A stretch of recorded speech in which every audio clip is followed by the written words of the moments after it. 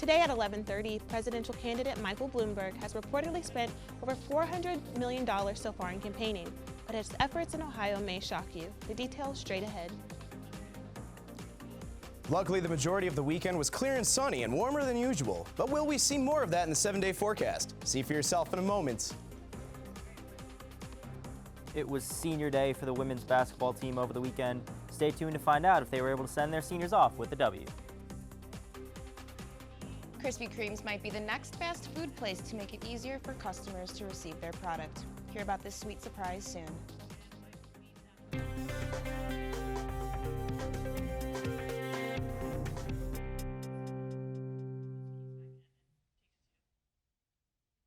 Good morning, Portage County. Thanks for joining us this Monday. I'm Erin Sullivan. And I'm Alencia. Dan Snyder joins us now for more on the weather. What do you have for us, Dan? Well, I got plenty for you, Alicia and Erin. And good morning, Kent Staters. Let's see what Ohio has in store for us this week's weather forecast. Currently in Kent, as of right now, it is 42 degrees, but it feels a little chillier, right around 35 degrees. Winds coming up south by southwest at 5 miles per hour with the dew point at 65% and visibility for 3 miles ahead. Coming up on the hourly, when most people are getting out of class at 3, they can expect 46 degrees with a bit of clouds. 6 o'clock, when everyone's getting out, you can expect a little bit of rain, a little chillier, 43. 9 p.m. for you late-nighters. It's going to be 40 degrees with a lot more rain, unfortunately, but that's the way it goes. In Ohio, you can see across the county, everyone's kind of in a very happy 40-degree area. Taking a look at the forecast with the radar, you could see nothing really coming in our area, but creeping up from the southwest on those winds is quite a bit of rain. Zooming out here, we could see a little bit more of the storm and also portions coming in from the Fort Wayne area. So we're going to be hit with rain later on. Expect it stay dry. Looking at our 7-day forecast, you can see today 46 for a high, 39, a little bit of sun, but showers later on. And that carries on to Tuesday and Wednesday as we go into the 40s, dropping down, with Wednesday being nothing but rain. Thursday, that's when things kind of go south as temperatures begin to drop even more and more. Cloudy with snow for Thursday, Friday, Saturday, 10 for a low. Everything's going to be frosted over and frozen. The roads especially hazardous after 3 days of straight rain. Unlike this past weekend, Saturday and Sunday will not see as much sunshine. Sunday we'll see partial sun, but Saturday is going to be extremely cold. A little bit of sunshine on Sunday. And that's all for this Monday morning's FlashCast forecast. Thank you for joining us, and be sure to come back at 6 for more weather from yours truly. I'm Dan Snyder. Now back to the news. Thanks, Dan. A massive fire broke out on a Rocky Road condo construction site yesterday evening. Shutting down traffic on I-90, Fire Chief Erin said that gas and electricity to nearby apartment buildings were cut off as a precautionary measure, while firefighters put out the fire. Investigators still do not know what caused it. Tune back into TV2 News tonight for updates. Denny's in Streetsboro caught fire this morning. The fire damaged the wall by the side entrance door. Kent, Twinsburg, and Aurora fire departments assisted the Streetsboro department with putting out the fire. No injuries have been reported. The Stowe Police Department is on the hunt for 2 suspects involved in a 7-Eleven robbery Sunday morning. The suspects were a duo of a man and a woman who stole cigarettes and cash before stealing an employee's car. The stolen car is a 2016 Honda SRV with a license plate GST6352. Police are asking anyone with information to call 330-689-5700. Mogador police are asking the public to help gather information after a large number of car break-ins Sunday morning. The police said the car break-ins took place in the area of Curtis Street and Kramer Avenue. They're asking anyone who has video footage from 2 a.m. to 4 a.m. in that area to contact the department at 330-633-4404.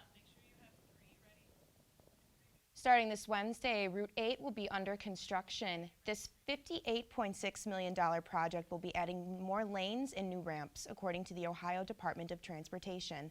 It is estimated that at least 55,000 drivers will pass through construction zone daily. Work is expected to move to southbound lanes in 2021, and in 2022, pavement is expected to be put down to finish the project. The University of Michigan is investigating decades-old allegations of sexual misconduct by a sports doctor, and a former wrestler, Mike Disabato, said the case is similar to the Ohio State scandal.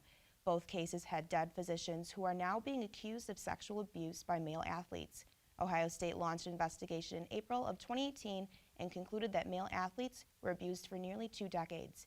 The University of Michigan has been investigating these claims since July of 2018. A new process will prevent partisan gerrymandering in Ohio. Voters made an amendment to the Ohio Constitution to stop the packing and cracking of districts. The new lines could reduce the Republican advantage in the state.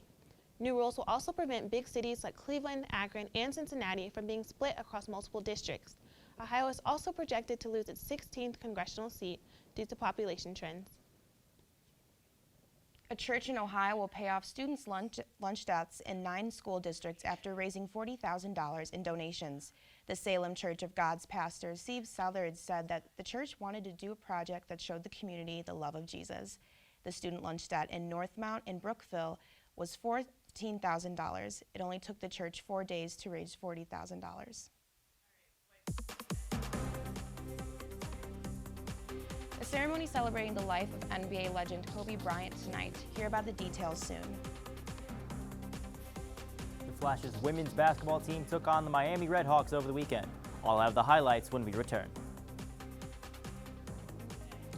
The coronavirus has taken over yet another country. Over 200 cases have been reported in Italy. Keep watching to see what they're doing to contain the virus.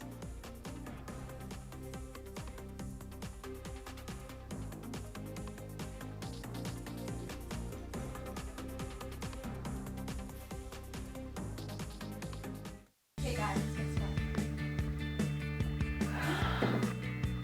I gotta tell Michaela. What? Oh my gosh! That you would not believe.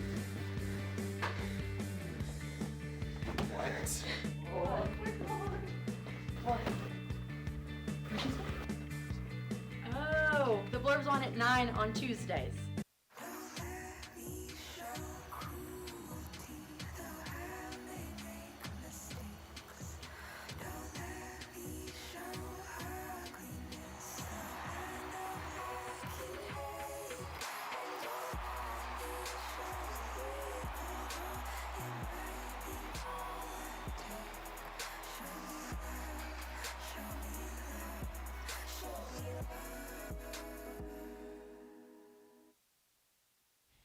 Presidential candidate Mike Bloomberg is dropping millions of dollars on Ohio TV campaign ads. Bob Clegg, president of Midwest Communications and Media, confirmed that Bloomberg will be appearing on Ohio networks.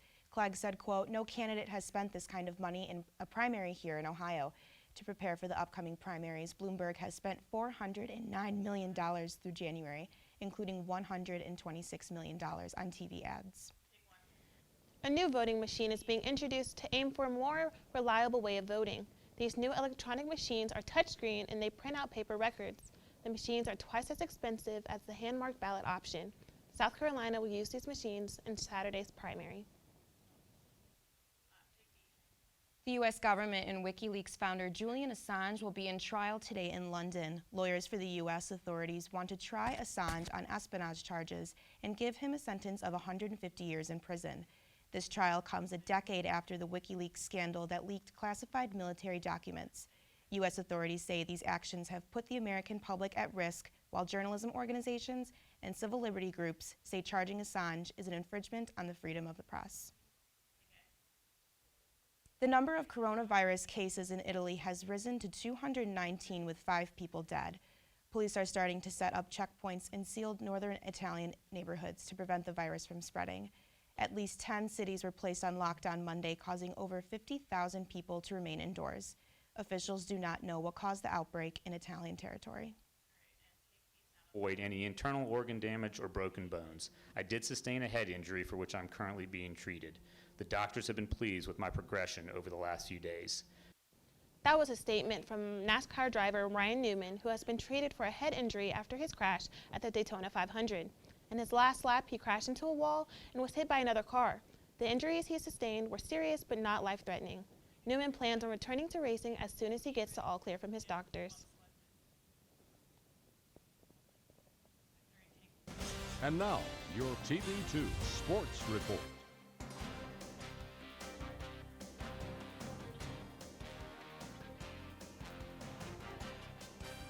Leads here with your TV2 Sports Report. The Kent State men's basketball team lost in double overtime in a thriller to the University of Buffalo, 104-98.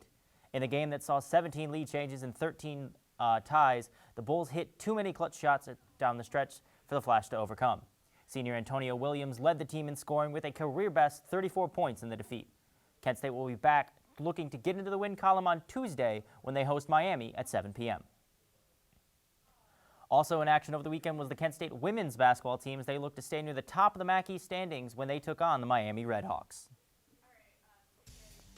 So here we have, on senior day of all things, the emotions running high for the Flashes. They look to turn those emotions into points as early on in the first quarter, Megan Carter wonders why no one is guarding me. So she goes in and drains the uncontested layup, Flashes up early and often here in the first half. And later in the first half, the second quarter, freshman sensation Katie Shoemate stops, fires, drains the triple from deep. Kent State would take a 9-point lead heading into halftime, but Miami Redhawks would fight back into it, narrowing the gap with this three from Lauren Dickerson, narrowing the gap, and the Redhawks would eventually take a lead here in the fourth quarter, but Asaya Dingle would fight defenders off for a clutch hoop and the harm. Flashes would take back the lead, and they would not let it go again as they send your seniors off in the proper fashion as the ladies ring the bell one final time, winning it 80-75. Here we have, moving on, we have the MAC East standings currently at the moment is Ohio University is in first place as a record of 10-4. Moving on, Kent State is now in second place here with a record of 8-5, just behind Ohio University. We move on to third place is Akron, just behind them, and then following we move to Miami, and then rounding out the bottom of the standings, we see the Bowling Green State University at only with one conference win on the season. Then moving to the Diamond, we have the Kent State baseball team picking up their first series win of the season, losing the first game of the season to Florida Gulf Coast University by a score of 2-0. Moving on to the second game of the series, the Flashes would move the offense well, scoring 9 runs and winning the game. And then the final game of the series, you had the Flashes shutting out the Eagles 4-0. The team's next deadline is Friday against Winthrop. That wraps up my sports report for this morning. But for more sports world coverage, stay tuned for TV2 tonight at 8 p.m. for a brand new episode of Sports Corner. As always, I'm Kyle Eads for TV2 Sports. The Staples Center will be hosting a celebration of life ceremony to honor Kobe and Gianna Bryant. Fans are still mourning the death of the NBA legend and his daughter after a fatal helicopter crash in January. It is expected that thousands of fans will attend the ceremony, including Bryant's family and other major figures. The ceremony will feature live music and speakers and a reflection about Bryant's impact on the world. Krispy Kreme will now start a delivery option. Orders can be placed online or on the Krispy Kreme app. For most locations, the customer must be within 10 miles of the store. There's also a $5 delivery fee. To celebrate this, on Leap Day, Krispy Kreme will send donuts to hospitals, health professionals, and parents of Leap Day babies within 10 miles of participating stores. Little Tikes founder and Hudson resident Tom Murdo was inducted into the Toy Industry Hall of Fame. He founded Little Tikes in 1969, and he founded other toy companies Step 2 and Simply 3 in later years. These 3 companies changed the toy-making industry when they applied rotational molding to toys. This made it possible for the toys to be bigger and more durable. Thanks for tuning in to your Monday morning FlashCast. I'm Alencia Lang. And I'm Erin Sullivan. Have a great day, Portage County.